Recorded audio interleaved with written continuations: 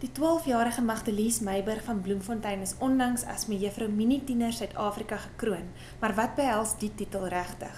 Moet jy charity work doen, soos dan moet jy gaan om sê maar vir diere te gaan help in blue beginnings of jy moet by mense gaan help en dan moet jy soos charity work doen maar ten minste. Soos enige meisie het sy ook 'n rolmodel. Relien Strauss is my grootste rolmodel. Hoekom sê jy so?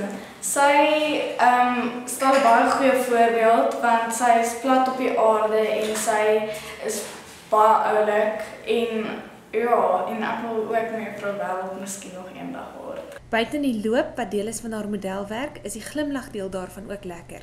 Ja, jy smaal. Ek weet jy hou van om te smaal. Maar partykeer as ek in 'n bad mood is dan nie. Magdelies weet dat sy dalk later mense se kritiek sal moet verduur.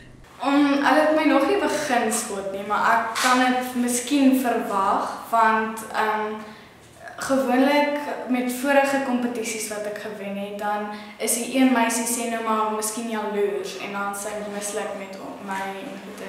Maar my beste vriendinne en goeie, hulle is verskriklik soos ondersteunend en hulle is baie bly vir my part en goeie, ja. Indien iemand haar wel spot, weet Magdelies klaar hoe om op te tree. Ek sal net so sê of ek sal ignoreer en wegloop of ek sal so sê ja, dis reg. Sê maar wat jy wil. Ek sal doen wat ek wil en jy kan doen wat jy wil. Sy het ook 'n groot ondersteuningsraamwerk. My familie en my beste vriendin Susan.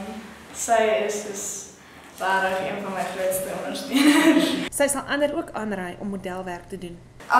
Dit help jou om soos confident te wees, om selfvertroue te hê.